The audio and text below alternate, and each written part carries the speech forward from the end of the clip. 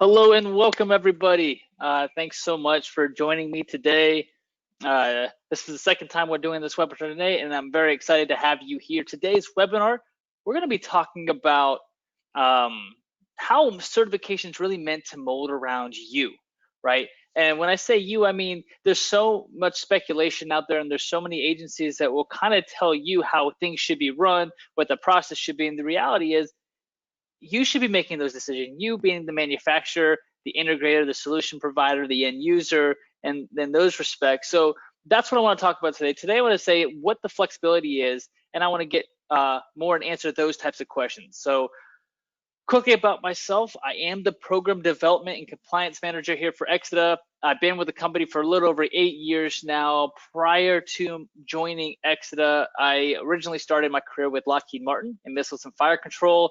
I was a test engineer there. I then transferred over to Harris Corporation, where I was a manufacturing lead. I helped create and develop products that essentially could locate and track people. So it was really neat. I had top secret clearances, and I really started learning about the product lifecycle at that point. Fast forward, like I said, 8 years with Exida, probably one of the best decisions I've ever made. Having a lot of fun here. I get to help manage the Oem certification division. I'm a deputy quality manager, and I also get to be responsible for a lot of those new programs and new initiatives that we work on with the various standards. A lot of standards that people fall asleep to.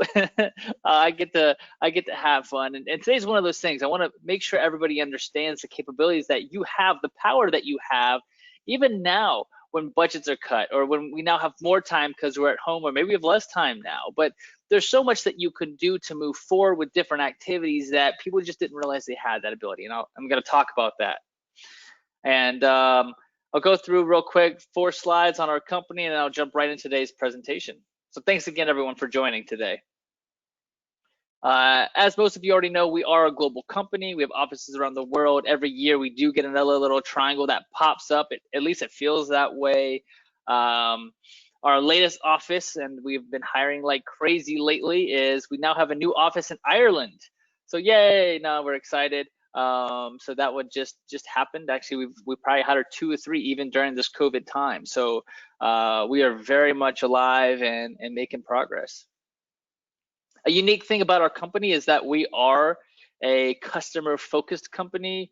Really what that means is we're like the only company that encompasses that complete life cycle of functional safety and cybersecurity, and alarm management, of course. But this alone makes us very unique and allows us to bring a lot to the table. And being an excellent employee and having that partial ownership, because we are an employee-owned company, what that means for you is really the harder I work for you, the more that we put on the table, the more I don't work normal office hours, the more I get done for you, the more I do for myself. And so that's why we work hard. We work we work tirelessly to really get these jobs done and to make sure we are the best, because it ultimately helps us as well. And so it's kind of a neat model that we have here. Excellencia. It has become one of the most widely used tools globally in the industry. I kind of like to use this slide as a thank you slide, because this slide I use as to basically say, you know, look, all the feedback that we've given to date, all the things that we've been able to implement are because of you, because of the people that use this product, and we're updating this tool rapidly and consistently because of that feedback. So just a big thank you in that respect. And so as most of you know about Excellencia, you also know that it's a module or a subset type of platform. We essentially now have a module for each phase of that life cycle, regardless if it's functional safety or cybersecurity now, and alarm management. So it's really unique in that matter.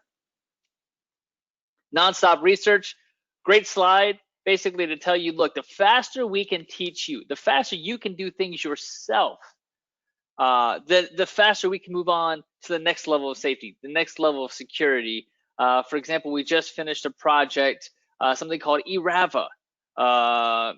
Basically what that is, it's how you integrate valves, actuators, basically whole systems, and get the greatest reduction in failure rates. Actually build a system and have it tested and have it made to form and be together and then realize what benefits you get when you actually build a system that's meant to be together instead of just picking parts off a shelf that are all certified, right? This is taking it to another level where you have intentions of everything.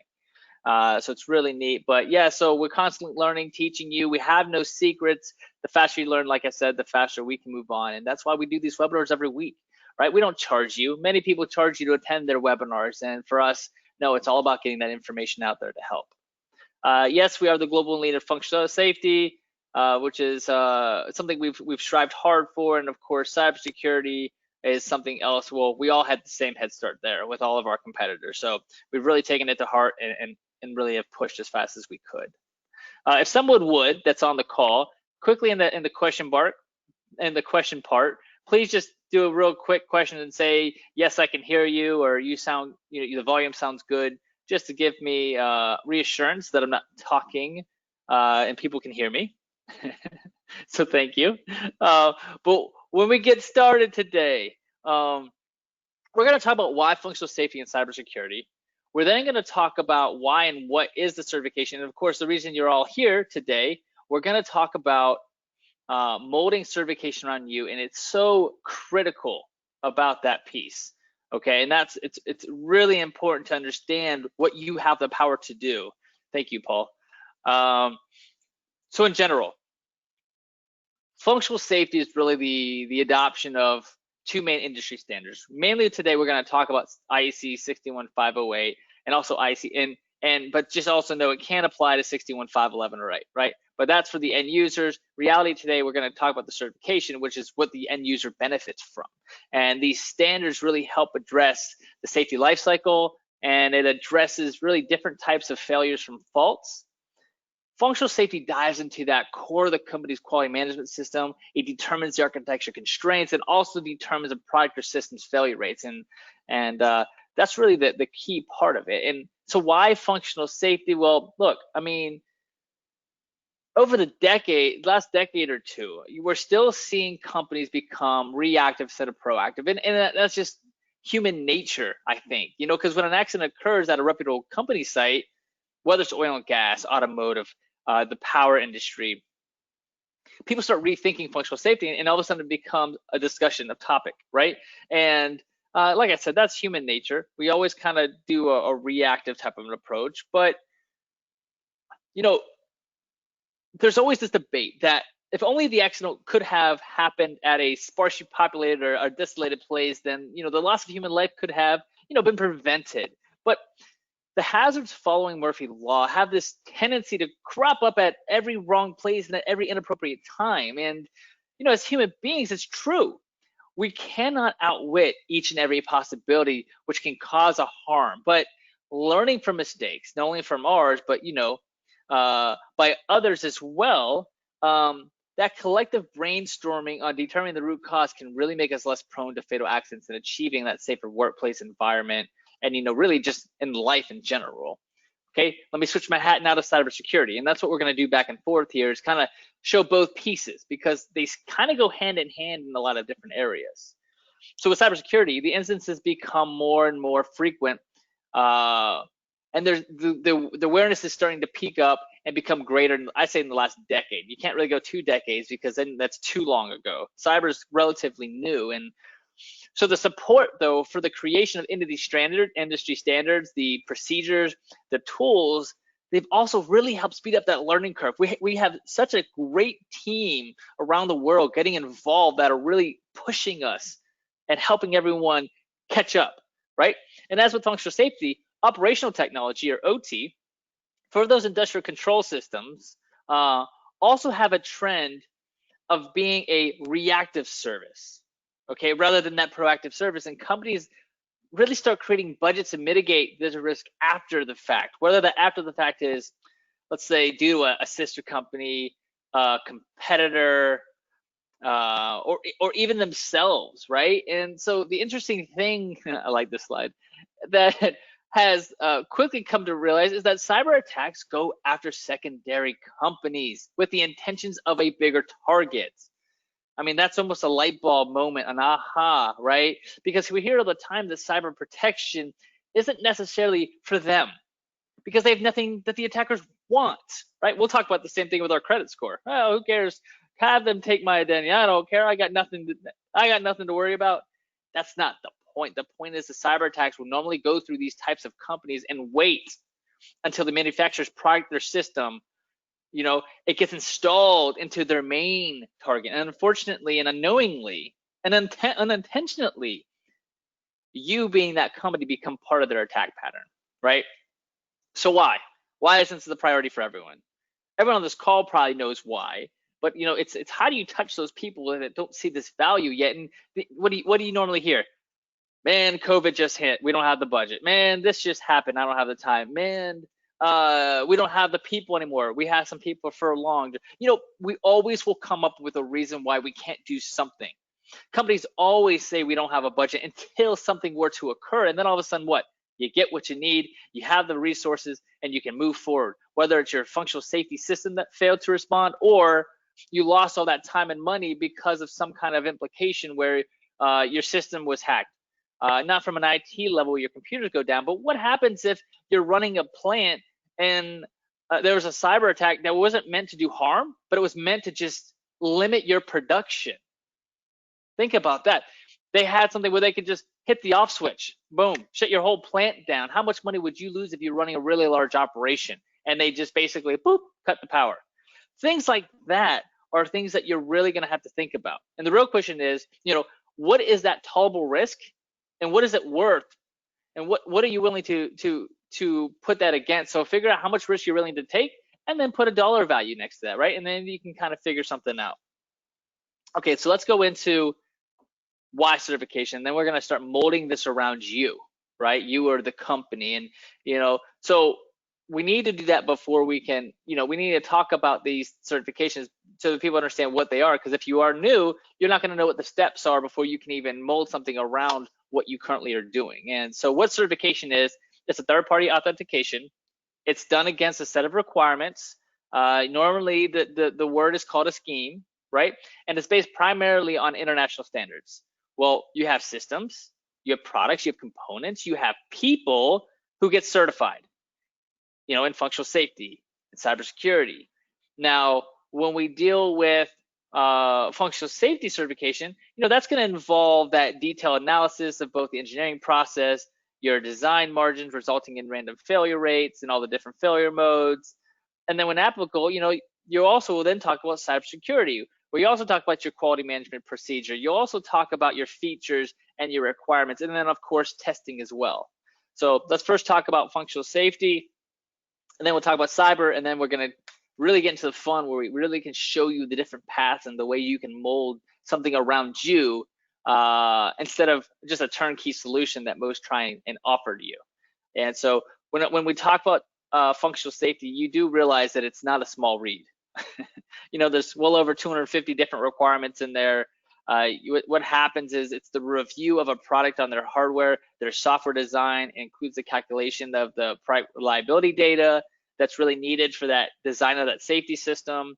We look into what we call an FMEDA, or failure mode effect diagnostic analysis, and this is really constructed to determine those hardware failure rates in all the different modes, as well as like diagnostic coverage.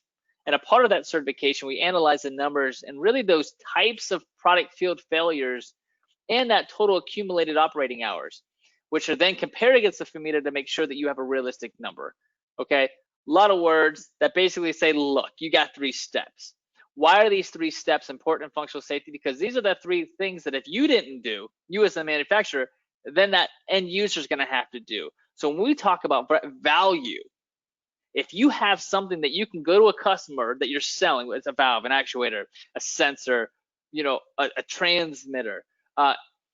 If you have something, you say, here, this is SIL 2 rated HFT equals 0. You'll understand that stuff later, or you might not understand it now.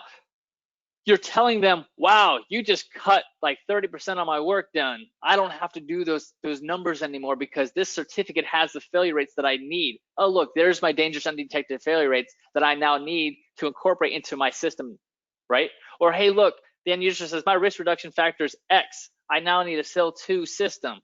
Hey, what do you know? I now have this certificate that states that's exactly what you need. And so there's a lot of value there. You're taking the work out from the end user, and that will help you as well. And so the three things, the obstacles that you have to clear are: one, the systematic capability rating, which is really measuring how well that development process prevents systematic failures. The second thing that goes through a certification is the architecture constraints, and that's basically measuring the strength against random failures, right, which is reliability. And then that third thing that all end users want are the failure rates, right? Too many times I've seen people give a certificate, you turn it over, or maybe it's only a one piece of paper, and that certifying body didn't even tell you what the failure modes were. It's like, yeah, here's my, and maybe one more step, they'll only give you a PFD average. What good is that? How do I know what my mission time is and all the 9 or 10 different variables to get my PFD average? How does that certifying body know, me being an end user, how I'm going to use my system? So really, you want those failure modes. You want that safe detected, safe undetected, dangerous undetected. You want all those different modes on that certificate or somewhere so that that information can then be used by the end user to calculate exactly the right numbers for their system so they can get that PFD average. Okay, I'll jump off that one. That's a soapbox of mine. So look, there's a lot of different product certifications, reasons and values out there. I kind of already started talking about them a little bit, but look, for end users, they want it. Why? Because if they develop the right system for them, they get the right calculations the first time, and they build a system that architecturally is sound, they're going to have less spurious trips. They're going to have increased safety. They'll have less field failures. Why? Because they're using it correctly. Manufacturers, same thing here. What's so great about 61508 is that the way it teaches you to document and to test, to design, it really does lower your lifecycle costs. There's less redesign. You get increased marketing and sales. I mean, there's even people now that actually charge a little premium for their certified products. Hey, there's a concept, and then, then of course, over the long run, if your products, you get less reduced failures, you get less rework, it's almost a win-win for people. All right, I'm going to put my cybersecurity hat on, and let's talk about this area, okay?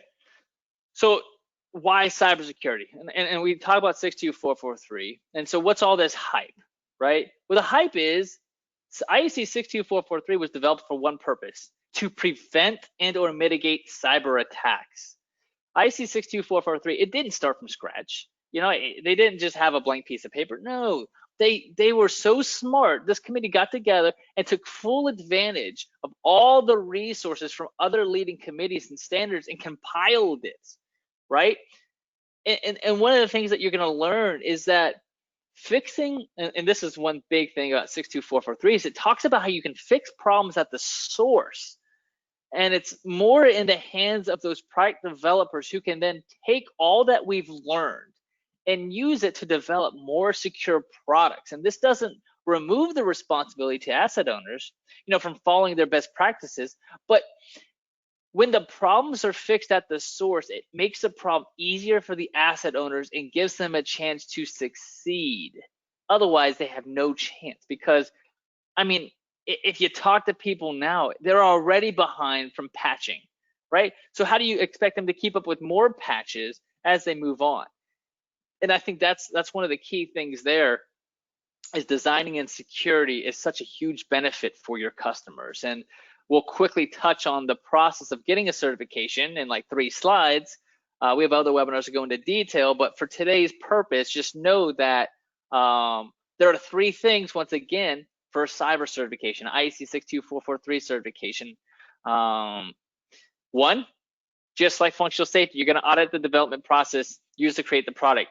2, you're going to perform some type of testing to find those vulnerabilities, whether it's using like an Achilles platform or what have you to fuzz test. 3, you're going to analyze and test security features to the product. These are like the other requirements for each part of the standard.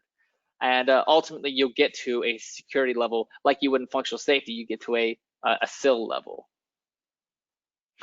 Okay, so what is the development process? Well, here's my one slide on the development process. Essentially, everybody pretty much knows this classic V model for the software design process. Well, it's been used for decades.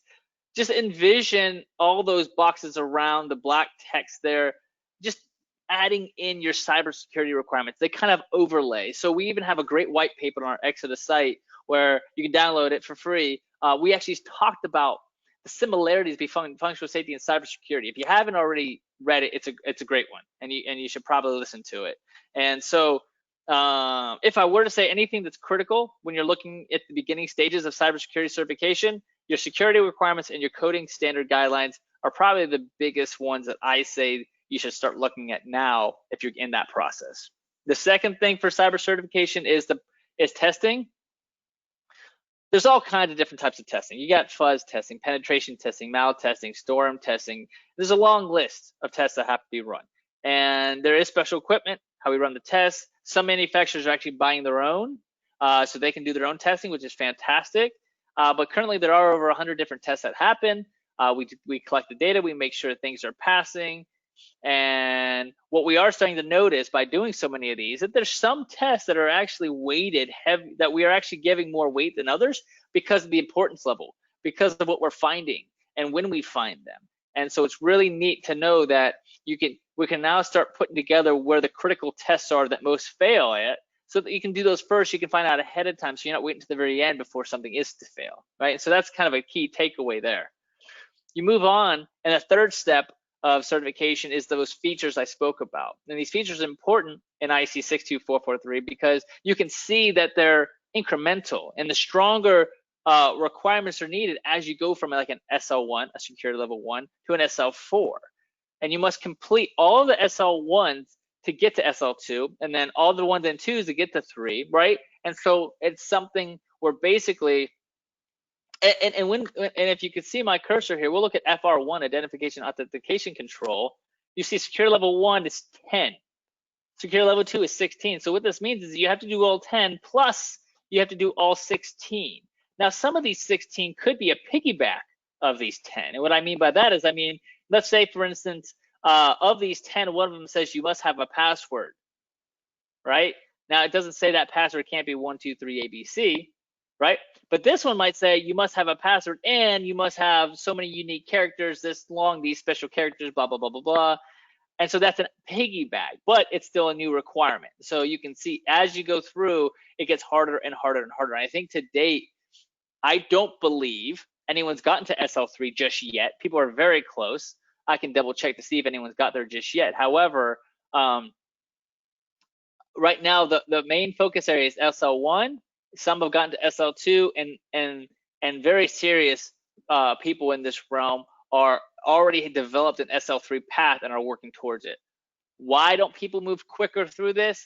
I firmly believe it's because the technology is not there yet. There's requirements that maybe the capabilities prevent that company from achieving that, or they need to find a way to designing in cybersecurity to not prevent production, right? So the idea in cybersecurity you're gonna realize is you kind of want to get started, right? We do this pragmatic approach really well where we develop a roadmap, a game plan to get you started, and then make those little steps and achieve them to get you to where you need to be. Because if you don't get started and you say I need SL3 right away, you'll never start because it's such a mountain to climb. And because this is all new, it's cumbersome and tedious, and nobody has the time to get these things implemented, plus to not hurt your production by implementing things that are kind of restrictive to allowing you to even do your job, right? And so there are a lot of benefits when we talk about 62443 certification. And users, of course, it's easy to specify their security needs. They have a starting block. They know where the benchmark is. They can now buy products knowing the rigor that's gone through. So it's kind of a level playing field, right? They don't have to test as much because you've done the testing for them. Your products are stronger within cybersecurity because they now have a rating of stuff that you've gone through. For the supplier who makes these products, of course, it's better for marketing. You develop a more reliable product. You can evaluate it just once. You don't have all these people having to look at it. You enhance your credibility. So it's some really great stuff there. Okay. Let's talk about the mold. Let's talk about creating your certification, because what you're going to want to realize is all certification bodies do things differently. Go figure, right? Nothing's easy, but that's the beauty of having a performance-based standard like IEC 62443 and IEC 61508 is because you get that flexibility. So let's say you were to come to me. This is kind of like my game plan with you, right? What you see in front of you. The first thing is the discovery phase. What I want to do is I want to make sure you have a true need, okay? Because I'm not just going to say, you're going to say, I want certification. I'm going to first see if you need it, because there's no reason to get you something you don't need if it doesn't help you. Now, of course, there are reasons to tell you why you always need it, right? However, that's the first step, is let's realize where your need is, and let's find that.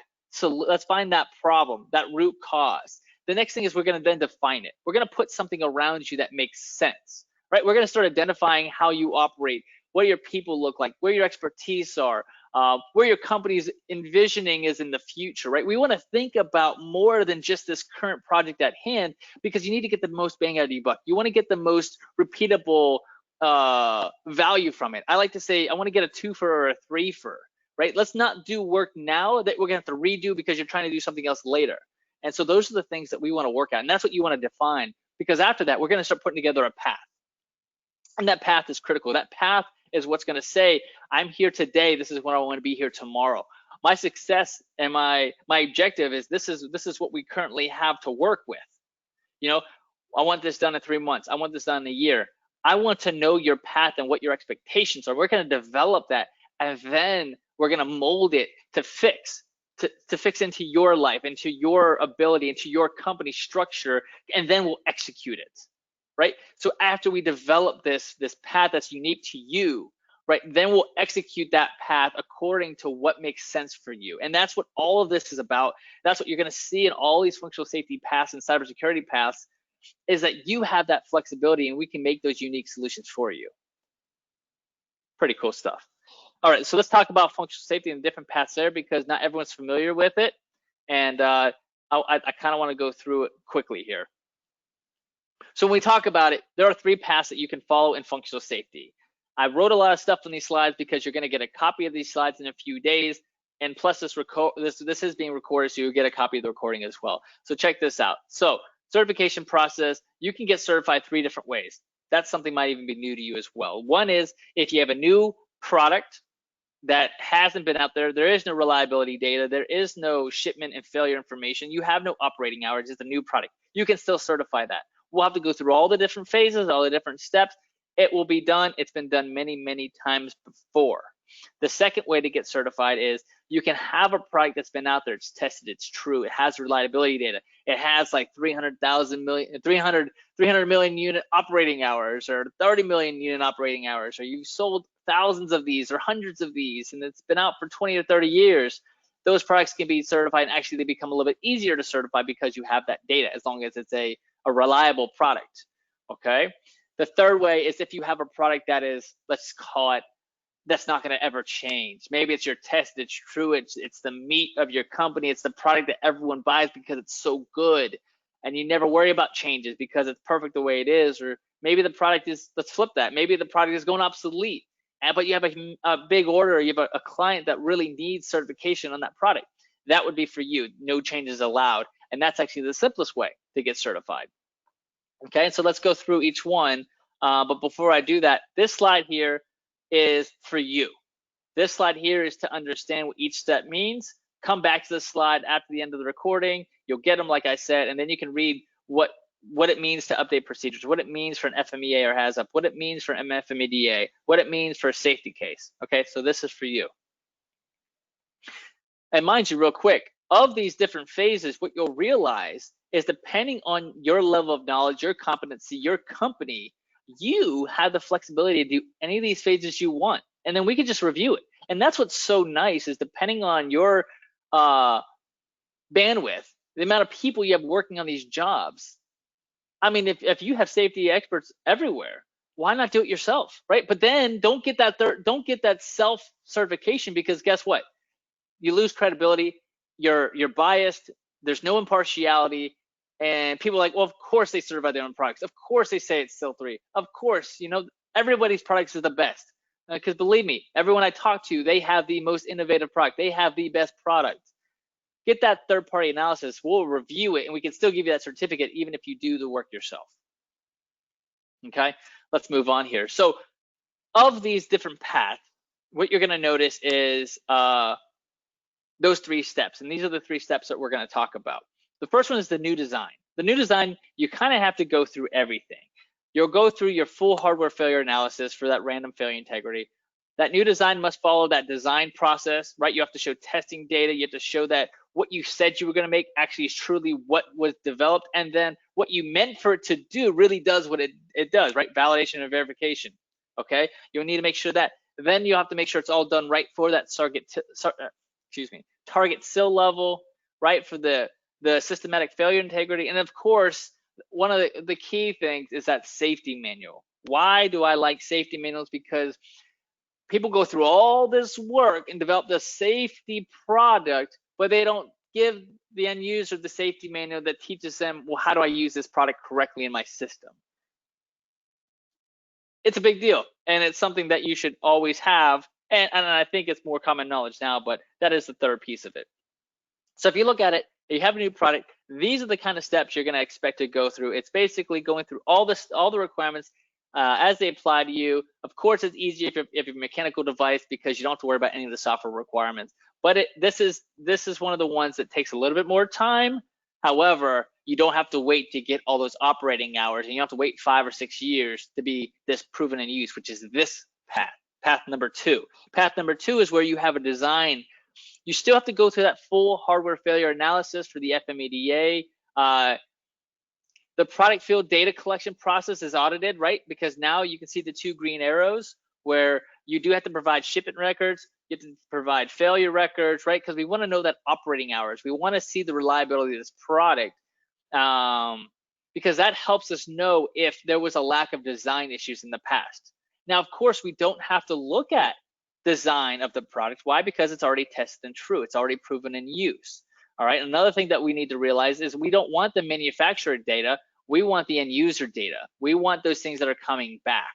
Okay, because that's key to this. And of course, the third thing is you're going to want that safety manual once again to make sure that product is used correctly in that system.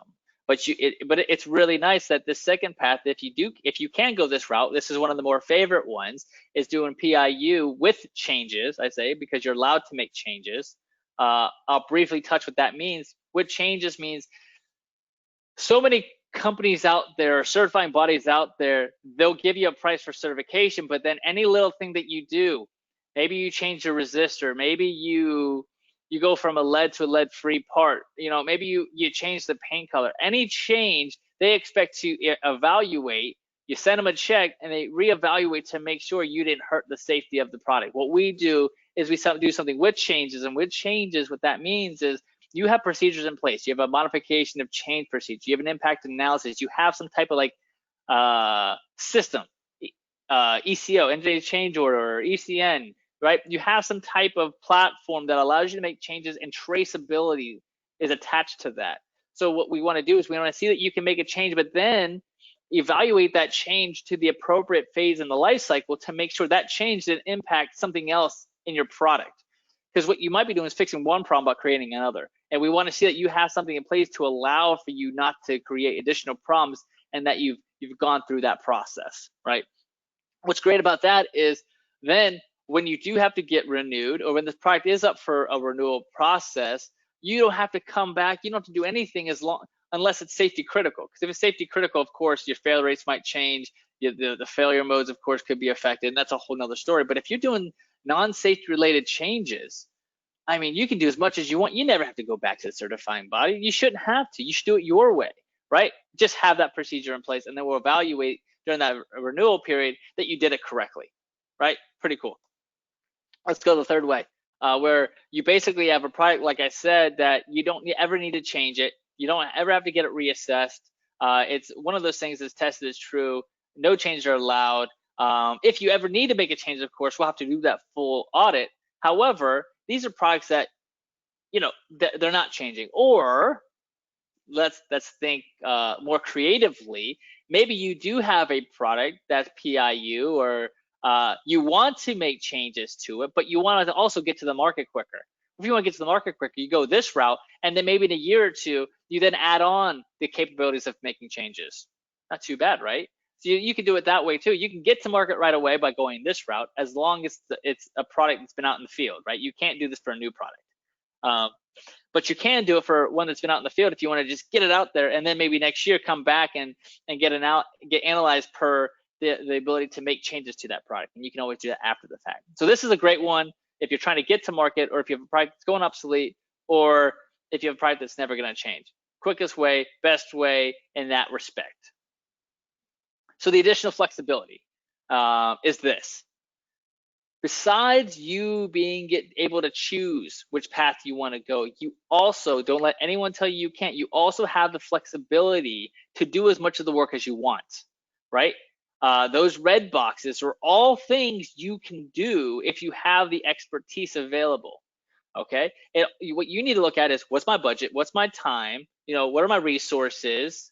And is it something I want to do, right? Want's a huge thing. And so if you want to do it all internally, that's great. You can do your FMEA HAZOP. You can do your own FMEDA. You can do your own safety case. What we would do is we would just review it all, right? We can review your architecture concept review. We can review your safety case. We can review your FMEDA.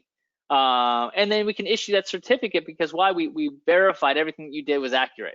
Pretty cool. And that's where it really comes into shape. And that's why when I say you can mold this around you, you can literally take what you think you want to do, find out what you're great at doing, figure out what path you want to choose, and then pick and choose what you'd like to do, and then you get a proposal for that. That's what I mean by when I look at this chart and I talk about our process.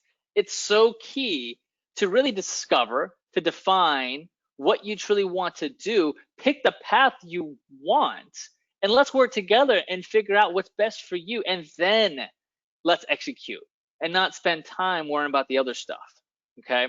And I think that's so key. And so now let's talk about cybersecurity, because cybersecurity, why I'd say they do mesh, they are completely different animals, okay? And so as you can see right away, there's a structure to IEC62443 that's interesting. It's literally made up of, let's just say, I don't know, like 12 different parts. Maybe there's more. Yeah, there's like 14, 15 different parts. Anyways, you do not have to apply to all of these pieces. And that's what I'm going to talk about. And what I'm going to say is you have the ability to use various pieces of the standard that are applicable to you, depending on what type of certification you want. Okay. And as you can see on your left-hand side, these are all the breakouts of the standard, right? IEC 62443 4-1, 2-4, right? This one takes 4-1 and 4-2. And what I'll do is in the next 3 slides, I'm going to tell you how to get a process certification, how to get a product or device certification, and then how to get a system certification, regardless of if you're an OEM person or if you're a solution provider or an integrator. Okay, and so these are the 3 things that we're going to talk about with the different ways of getting certifications. All right, like I said, the process certification is all about the assessment of your engineering, your test process used, your quality management system, right? The next thing is it's going to be the process, plus it's going to be looking at artifacts and features and testing. And of course, there's certifications for systems as well. So for your process, we kind of showed you those 3 slides already with how that works. But what I want to say is,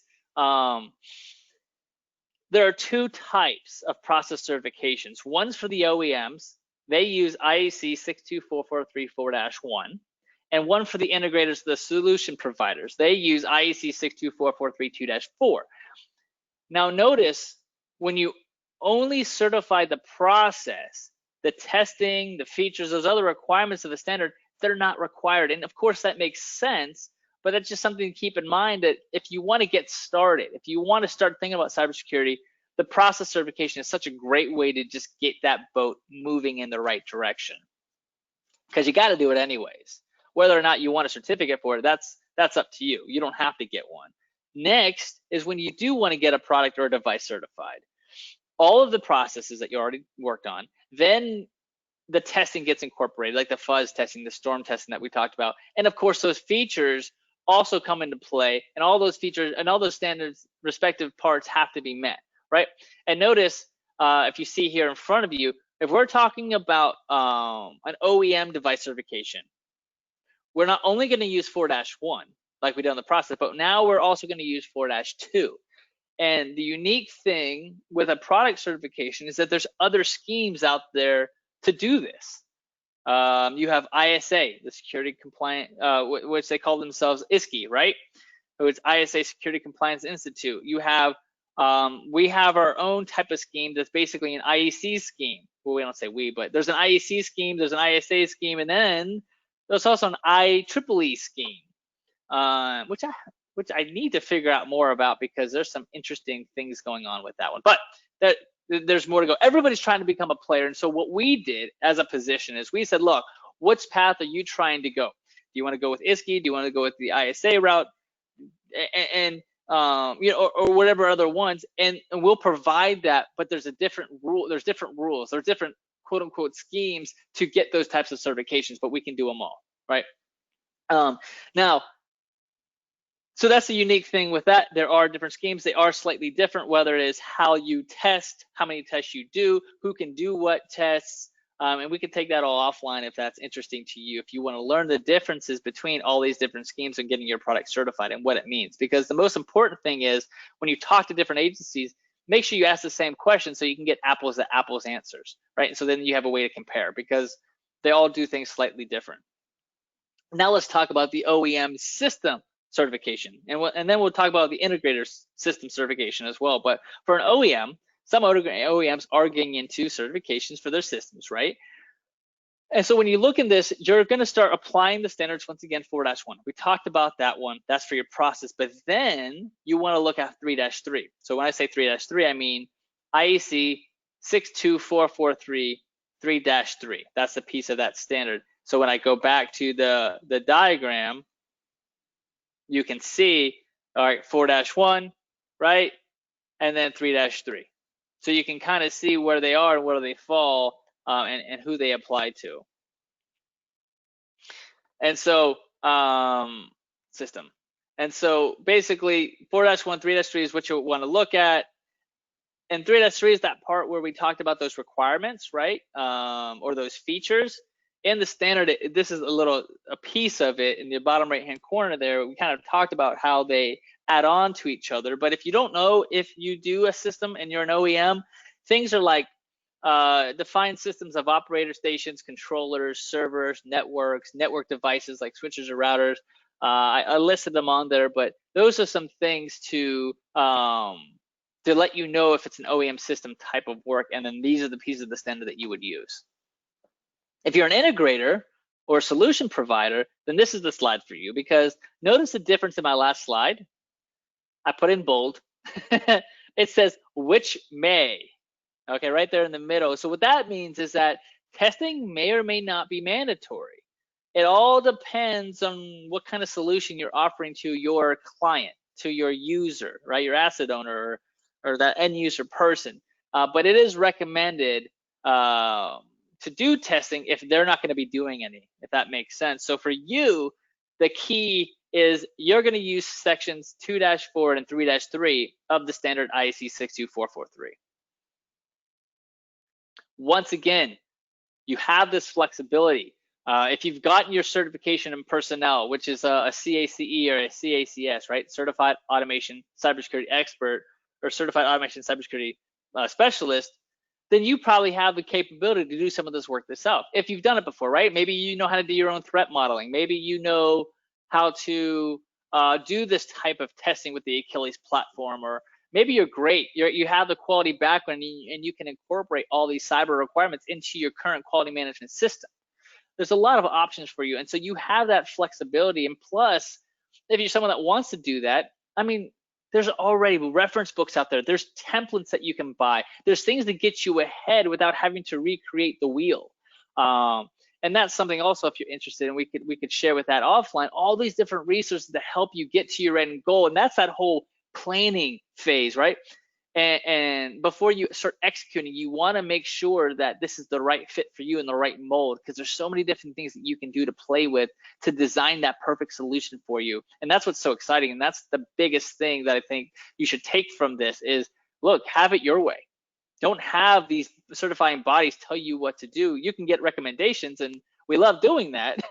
But if there's things that you want to do, you have full power to do something like that. And I think that's so refreshing. And that's one of the biggest pieces of what Exida loves to offer and to help, because so many people don't realize that even exists. So that was my webinar. Thank you so much. That's a wrap. I want to say thank you, everyone, for taking that moment today to listen to this. I do have a couple questions I'm going to get to here. I just see them in here.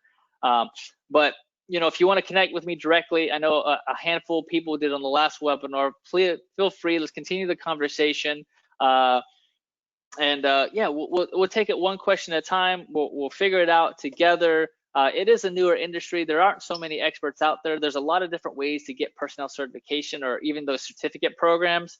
A lot of companies are trying to get a piece of that pie, like I said. So make sure you compare apples to apples to get what you pay for, and have fun with it. It's a really neat industry, whether it's functional safety or cybersecurity. We're all here to create and make a safer or more secure world, and it's really rewarding. So, okay, let me get through these questions real quick. The first question I have here is, where do I go to create my own safety case? So I can take that offline, but essentially, you can purchase tools that are kind of already identifying all of your requirements for the standard. You can talk to me offline. Oh, thank you, Mark.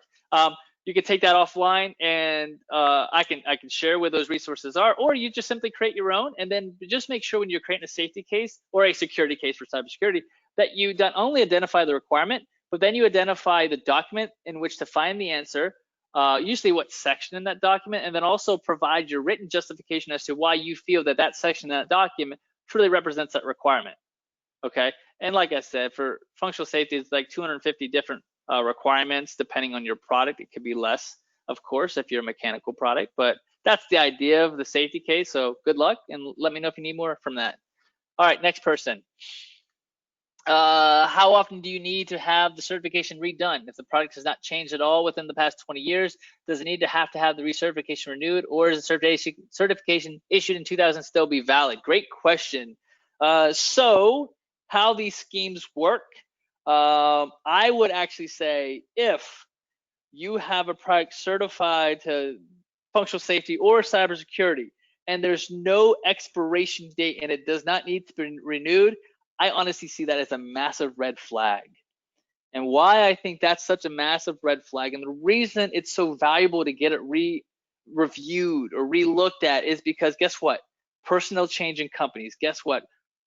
Management systems change. Priorities change in companies. And if you don't have something looked at and it's only every 3 years. It's not one of these yearly things, but every 3 years, it's so good to have it renewed and looked at, because guess what?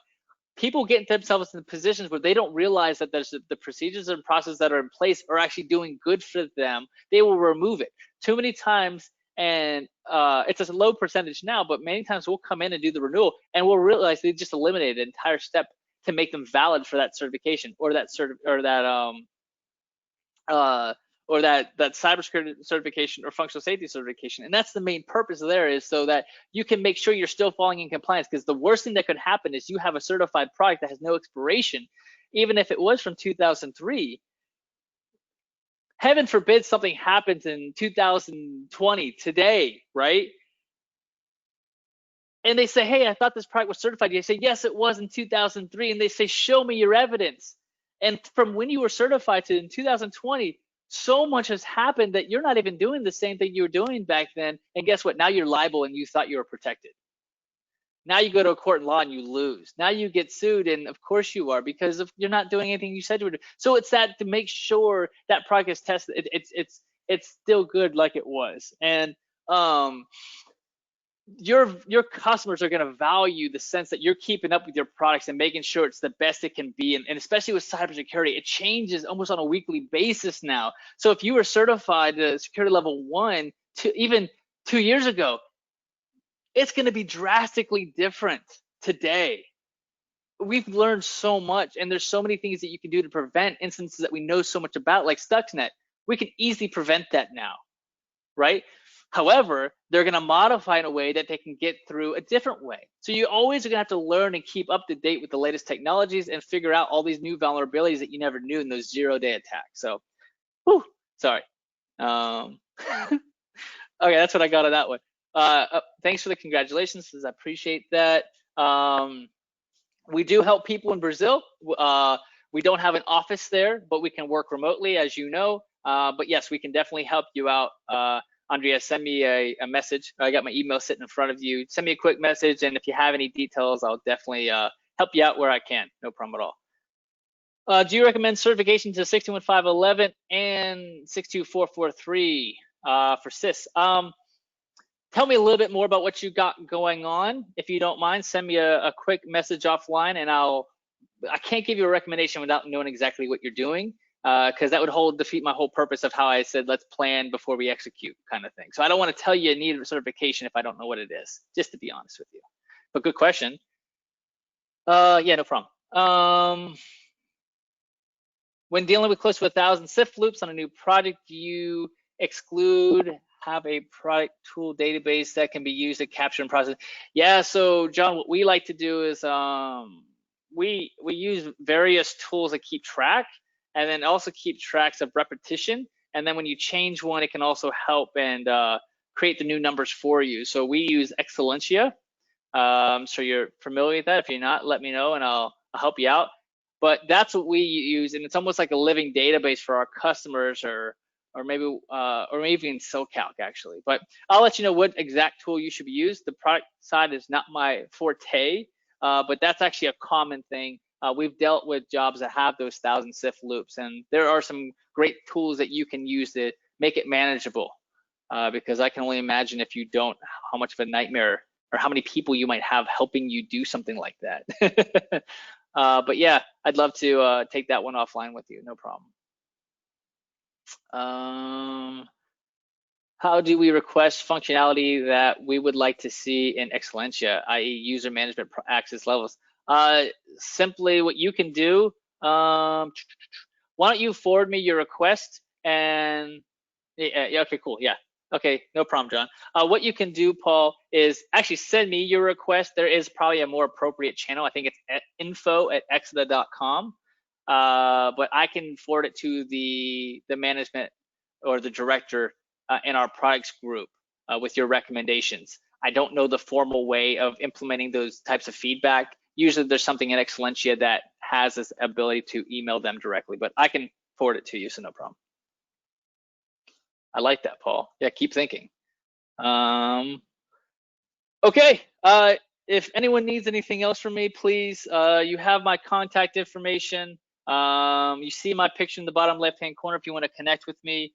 But yeah, let's have some fun. Let's do this together. We are a niche community, so we all work together to help each other, and I think that's the most important thing that we can be doing. So have a great day. Stay safe. Thanks for listening. Take care for now. Bye-bye.